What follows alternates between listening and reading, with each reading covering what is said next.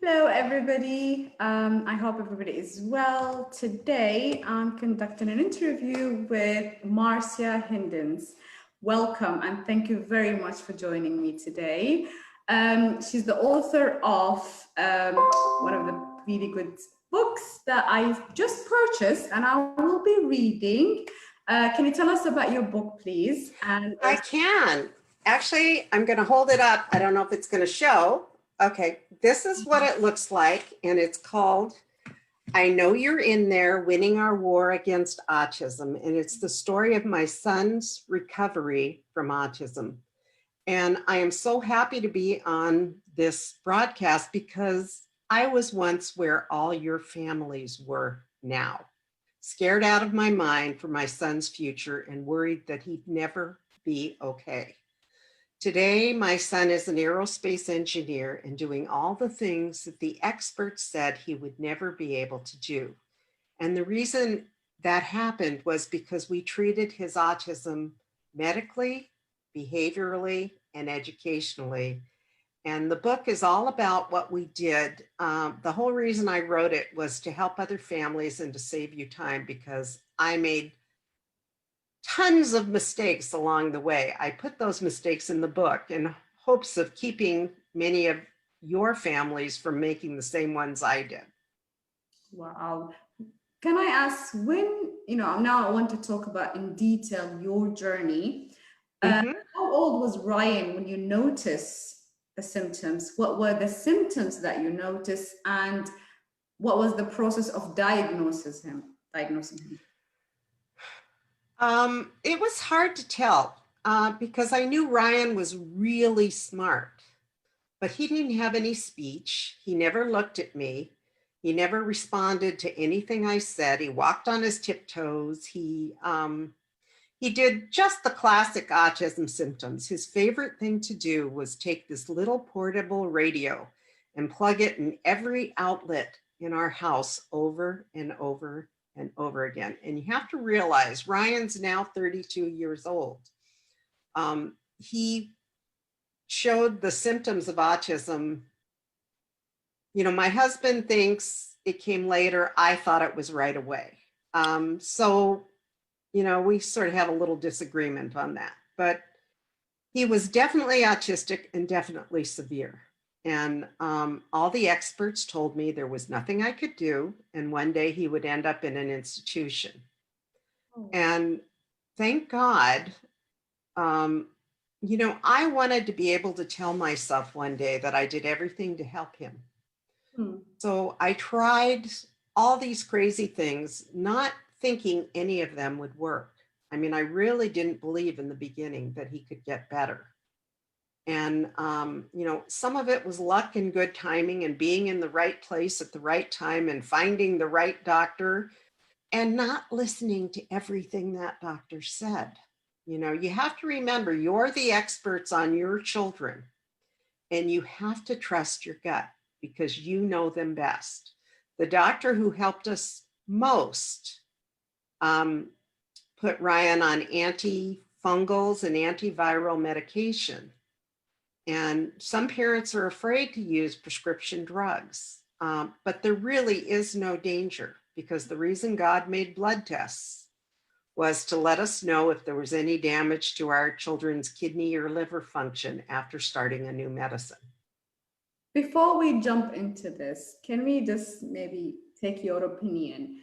Is autism a medical condition? Because many people would say, no, it's a neurological condition, there is no treatment, and this is it.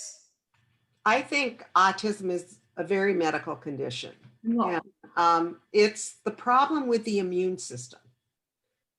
If the immune system is overtaxed and you can reduce the stress on the immune system, that's when our children can learn what they couldn't before. Now, when Ryan was little, no matter how hard I tried, he used to bite and squeeze his sister until she cried. And no matter what I did, and I have to tell you, my husband and I were both behavior therapists under Ivar Lovaas at UCLA 15 years before Ryan was born. So we were trained in the behavior techniques to work with autistic children. And none of them worked in the beginning because he was just too severe for that to happen. And after we started the antifungal medication, then we reduced the total load on his immune system, and he was able to learn what he couldn't before. It's kind of interesting because I have a mommy who always calls me when she's up on the ledge and ready to jump.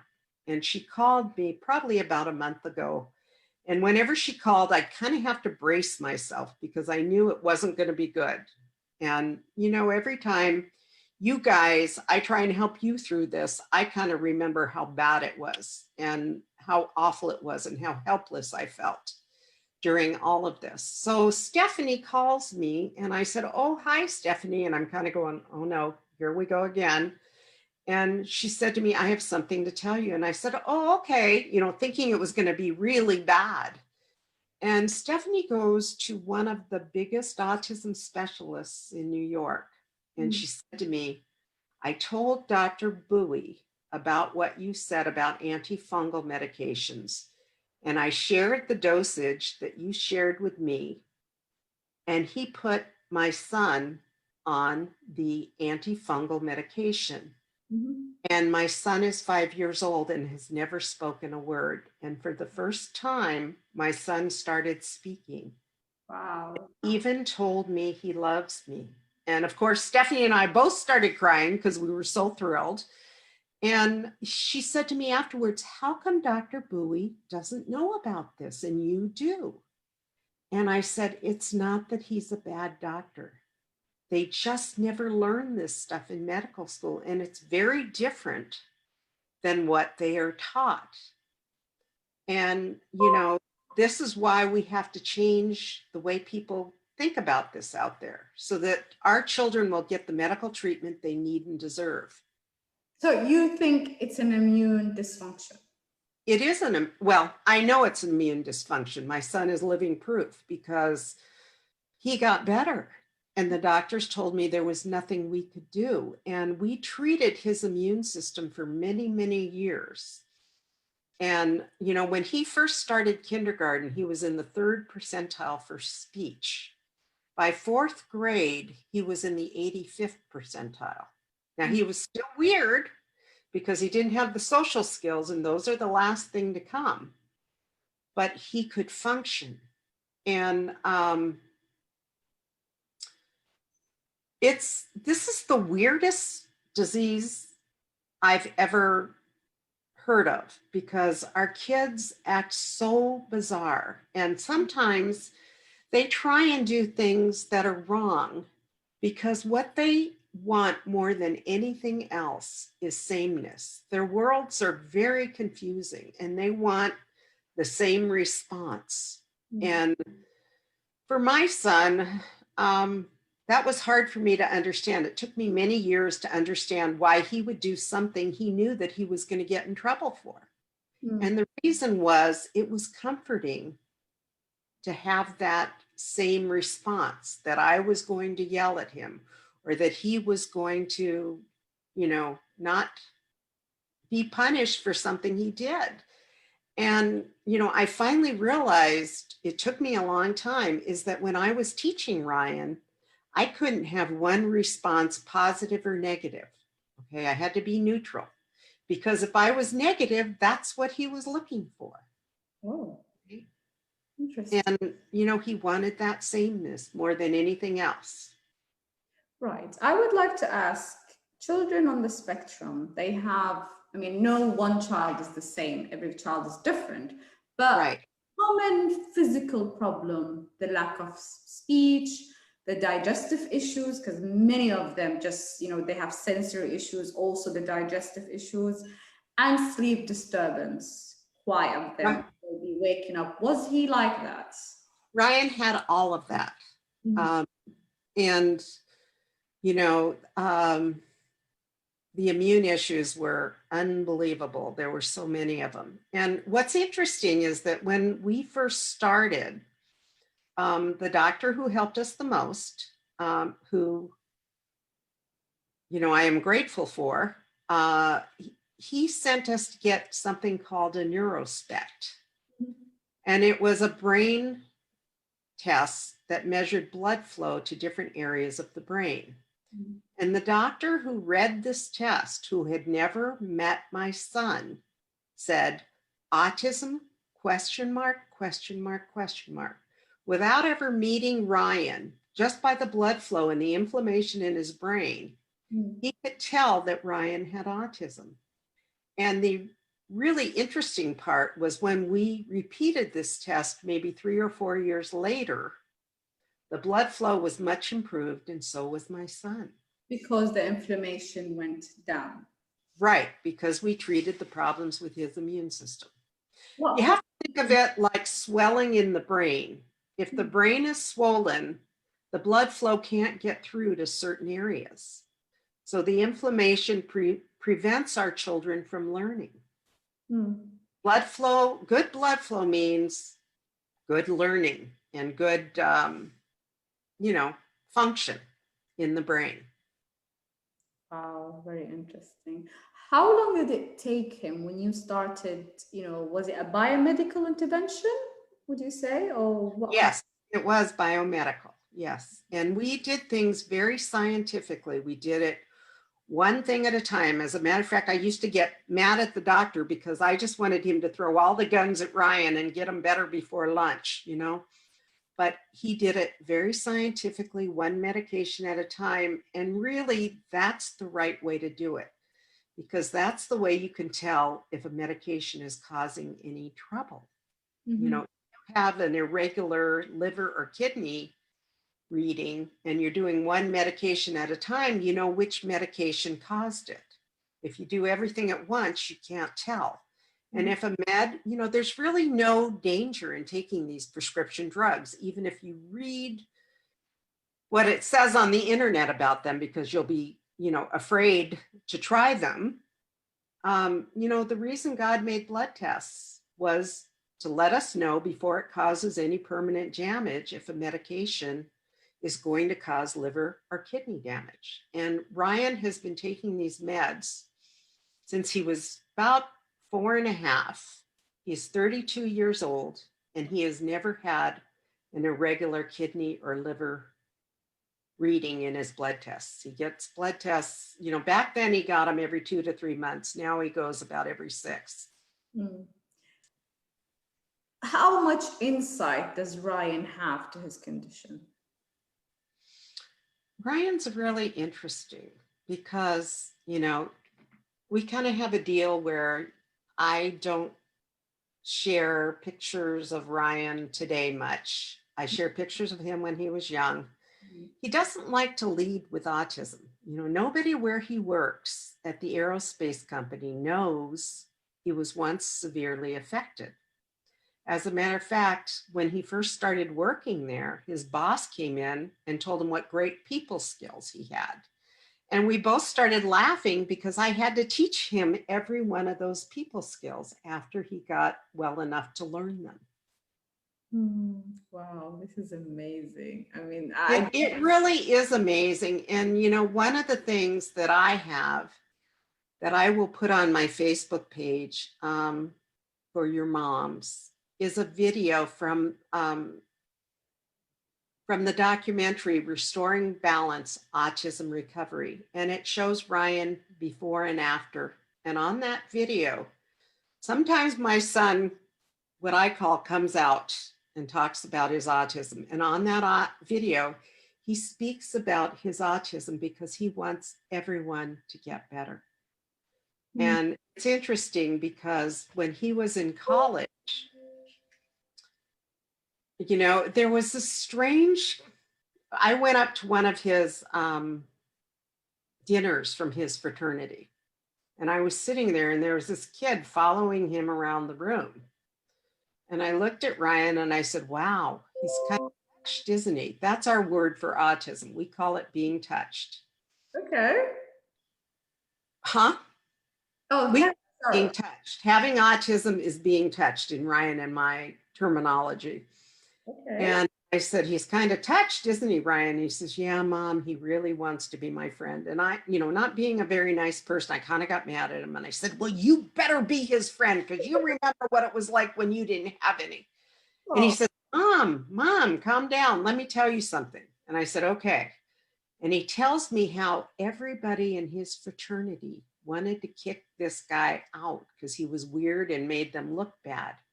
And Ryan, who never told anyone about his autism, stood up in front of the entire fraternity and came out and told them how this young man has a medical condition and he can't help how he acts. And we all need to be his brothers and help him.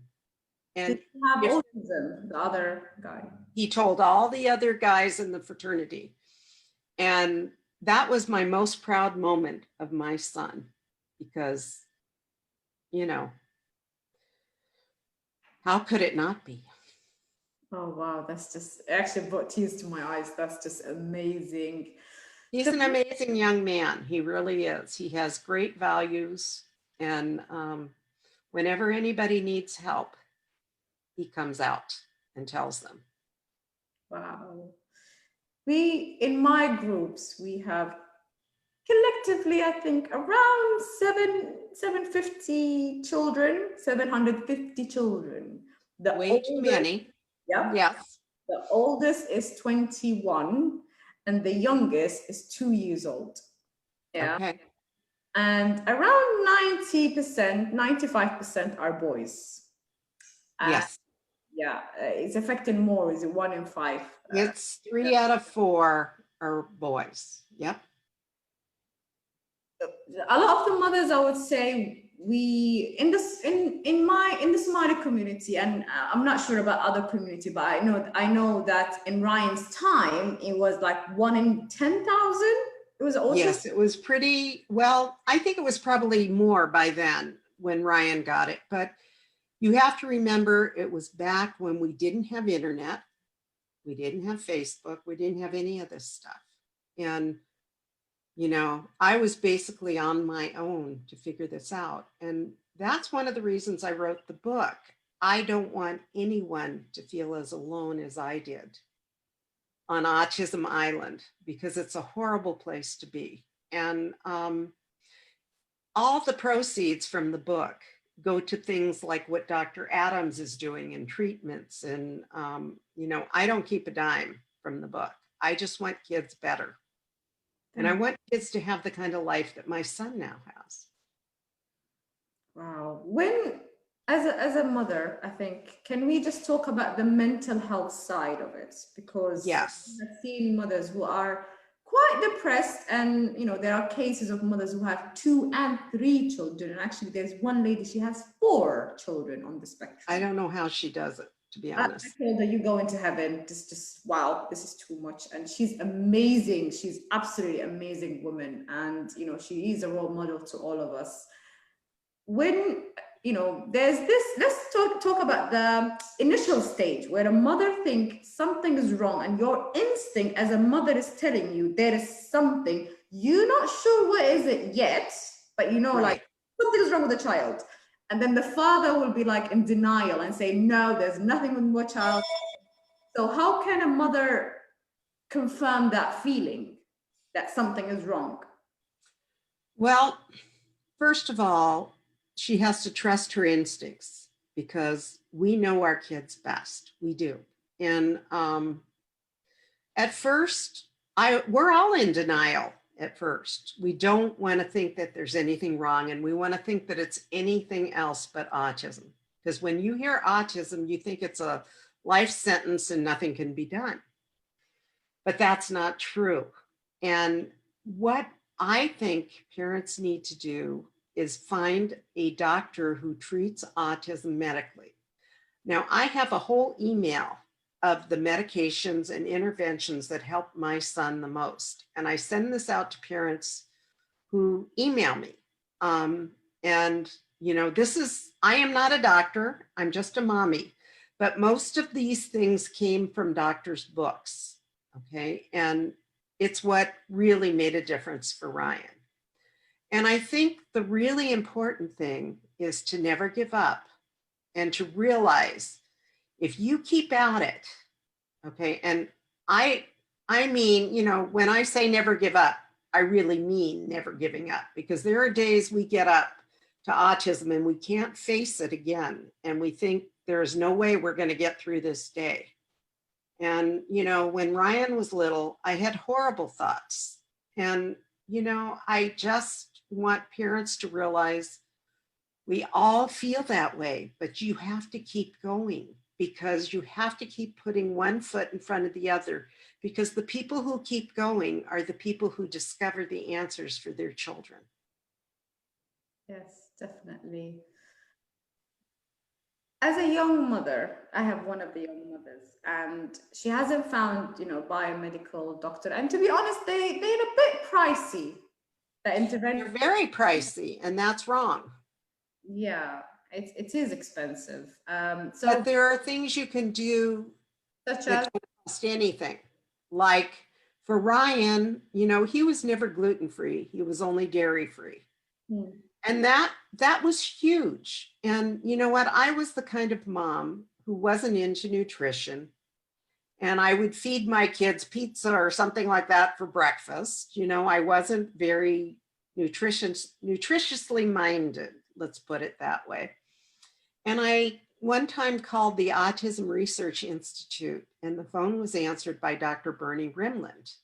And Dr. Rimland is now gone, but he was the leading authority on autism, and he knew every treatment, proven and unproven. And he happened to answer the phone when I called, and I didn't know who he was. I should have been impressed, but I wasn't, because I didn't know who he was. And he was just a kind man. And he said to me, well, Marcia, does Ryan do a lot of dairy? And I said, well, kinda. And he said, have you ever tried taking him off dairy for a week and giving him a glass of milk at the end of that week? Now, if he would have told me to go on a non-dairy diet, I might not have done it. But the way he phrased it, saying, you can do this for a week. And I took Ryan off of dairy, and the change in him was phenomenal. Can you just explain to the mother, why is it dairy and gluten kind of a bit harmful to children on the spectrum? Well, our children, it's like they're standing on one foot. Their immune systems aren't working. And anything that they are sensitive to can knock them over. Now, we did an allergy test with Ryan, and he came up allergic to everything. And the only thing I could do was take out the things in the highly sensitive category. Otherwise, there would have been nothing to feed him. And dairy was one of the things in that category. And we repeated that test probably 2 or 3 years later. And he was hardly allergic to anything, because he was standing on 2 feet and everything didn't affect him. Now, I always tell mommies that, you know, you don't necessarily need an autism specialist. Sometimes an immunologist or our family practice doctor did this for years, and he took insurance, okay? One time I went into his office and I was complaining about, there's a Dr. Harvey in my book. I was complaining about how awful he was, how he'd scream at parents, because his ego was so big that if he couldn't get your child better, it had to be your fault. And my family practice doctor said, well, why do you go to him? He sounds awful. And I said, because I need the meds.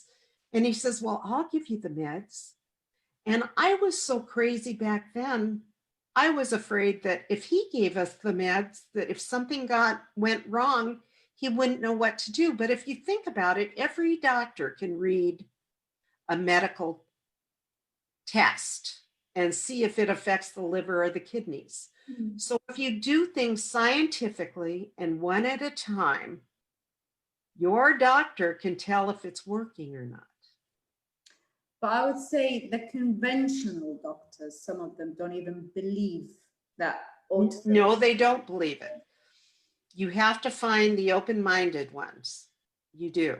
And, you know, sometimes I tell my mommies, buy them a copy of my book and give it to them. It's very inexpensive right now.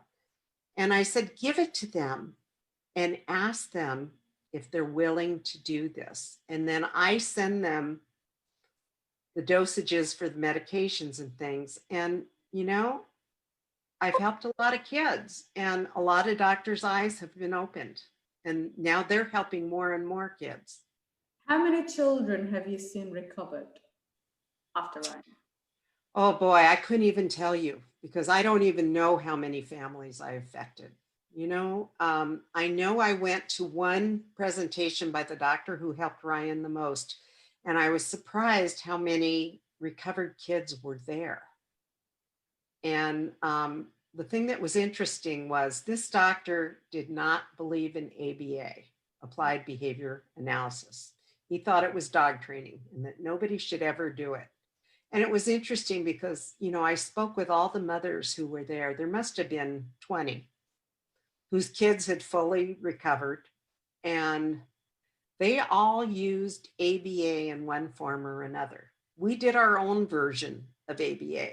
And the most important piece of advice I ever got was from another mommy who wrote a book, and her book was called Let Me Hear Your Voice. And she recovered her kids using ABA. Now, that wouldn't have been worked on Ryan because he was too severe. But the combination of using the medical and the ABA was able to help Ryan recover. And she gave me a piece of advice that I want to pass on to your moms. She said, use what they love to teach them. So for my Ryan, that meant I used everything he obsessed about to teach him. Every lesson I taught him had outlets and plugs and lights and ceiling fans and sharks and all the weird things that he loved. And they would be in every lesson I did.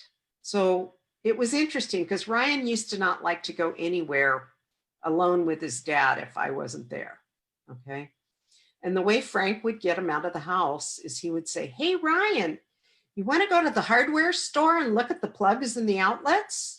Or go to the hotels and ride the elevators? And if he said that, Ryan would go with him. Oh, wow. So you have to use what they love to get them to do what you need and to help them learn. Just another question. How long did his recovery take? It was long. This is not an easy fix. Part of the reason I think it took so long is Ryan started the antifungals about age 4.5, and he had a huge improvement. But Dr. Harvey did not add the antivirals till Ryan was 10. Oh. And after I wrote the book, Dr. Harvey's wife called me and she said, you're lying in this book that he didn't start him till 10. And I was sort of surprised she said that to me. And I said, you know what? I called your office manager and I checked this with her because it surprised me that we didn't start the antivirals till he was 10 years old. I sometimes wonder if we would have started that sooner, if he wouldn't have gotten better faster. Because, you know, for Ryan, if a kid has hidden viruses, okay, and, you know, with what's going on with COVID right now, they're learning a lot about viruses that they didn't know before. And some of the medications like that they're using now for COVID that are antivirals and anti-malaria drugs will work on our children with autism. So it's important to keep an open mind. And I really believe that the antivirals were very essential for Ryan, because when he was little and we walked down the street, I had to hold him by his wrist because if I didn't and he tripped, he was very clumsy. And that was the result of the hidden viruses in his body. Now, he surfs now and he's very coordinated. And, you know, that's because he takes antiviral medication. He still takes these meds today. That's why I say he is recovered and not cured, because he needs these medications to keep his immune system working. I think of it like somebody who has diabetes who needs insulin to keep their bodies working normal. So his main problem was fungals and viruses. Well, that was it. Well, there were other problems too. Ryan has something called the MTHFR gene mutation. Yeah. And if you have that gene mutation, and on my website, there's information about that under the blogs, you can't get rid of all the things in our environment that a normal immune system can get rid of. All the toxic things, the things that we spray our lawns with, the additives that we put in our foods, okay? All those things affect the immune system. And if you have a normal immune system, they're not a problem. But if you have an immune system like our children, they are a problem. And Ryan takes a medication called leucovorin to combat this MTHFR gene mutation. And it's interesting because I started taking it too, because I also have the gene mutation. And it was like somebody lifted the brain fog from my brain. All of a sudden, I could remember things. All of a sudden, I wasn't confused about things. And it was surprising how quickly it changed things for me personally. Wow. Do you think some of the problems that the children have are coming from the mother? Oh, absolutely. You know, I think there is a predisposition. I really think, and you know, I'm not super intelligent, but I have noticed that the parents of these children are super intelligent. My husband is amazing. Um, and Ryan is amazing. I think these kids are amazing. The problem is they can't communicate how intelligent they are. And I think there tends to be some sort of component that's tagged to the intelligence gene in our bodies. And these children have been hit by it. It's kind of sad because think about it. Think about what it would be like if somebody was holding a piece of chocolate in front of you and you really wanted to eat it because you were really, really hungry, and they offered you a pencil instead. You might have a meltdown and act horribly if that happened to you. I know I would. Yes, definitely. Wow, there's a lot to learn, and since me doing some research, started this journey, I just for me refuse that this is the diagnosis, this is it. I just refuse that, and I have noticed. That's what it takes. That's what it takes. Mommies like you to get them better. This is the hardest thing I have ever done. And if you keep at it and keep looking for the answers, you're going to find them medically. If you don't give up, no matter what. Would you say every child is different and their issues, underlying medical condition is different? So one I do think they're different, but I think there's common things. I think that all of the medications that I have in this email are helpful to all children on the spectrum. I think that some kids need more. I think some kids have parasites and need medicine to combat those. I think, others have other medical conditions, but I think this is the place to start and to get things started. And I recently lost a very good friend, Dr. Melinda Sharma. And Dr. Sharma had a PhD in immunology and microbiology. She was only 51 years old and she just passed. And the reason she did was because she herself had immune systems issues. And her son was on the spectrum. And Sharma and I went to Dr. Harvey at the same time. And we both did the same things. And my son completely recovered. Her son got better, but he wasn't all the way there. And once she found a doctor who treated her son for parasites, he got much better. And it's interesting because she did things like stem cells and a bunch of other things. And she stopped the medications that he was on, and he started having seizures. Okay. And I said to her, I said, Melinda, don't you think maybe you should try the antivirals and the antifungals again? Because when he was on them, he wasn't having seizures. And Dr. Harvey believed that some of the kids could get off these anti-seizure medications when they were on the antivirals and the antifungals. And right before she died, which was just recently, it's so hard for me because I loved her so much. She put him back on the antifungal medications. And I just spoke with her husband, who's a doctor. And he said to me, he said, oh my God, he's so much better now that he's back on these meds. And we're going to start the antivirals as well. So I think a lot of these kids need to be on these medications, and they might need to be on them for life. But if they can have a normal life on these medications, then that's okay. You know, sometimes I get a little upset with TACA.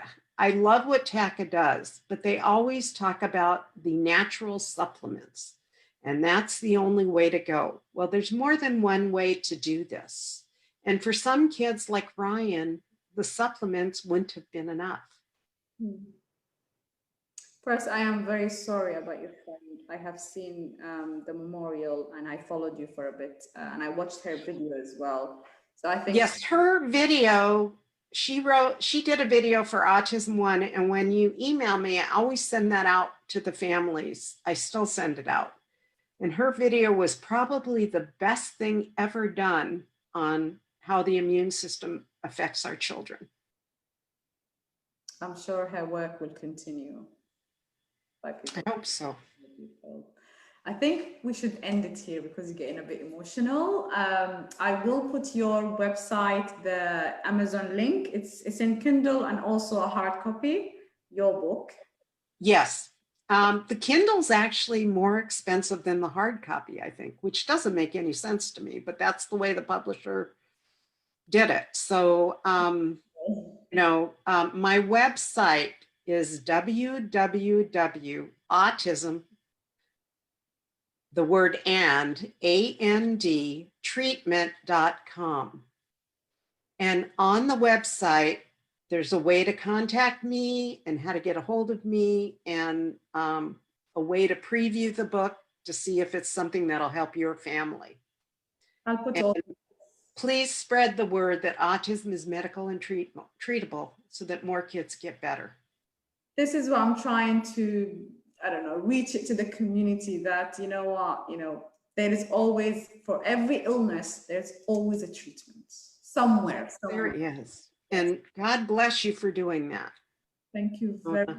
And thank you for spreading this to all the families you help. Thank you very much. Have a wonderful day, and we'll speak very, very soon. Thank you. And Mona, I know you don't have much time, but if you read one chapter a night, you'll be able to get through the book. Okay, hang in there, honey. You can do this. I promise I'll start tonight, definitely. Okay, sounds good. Take care. Bye.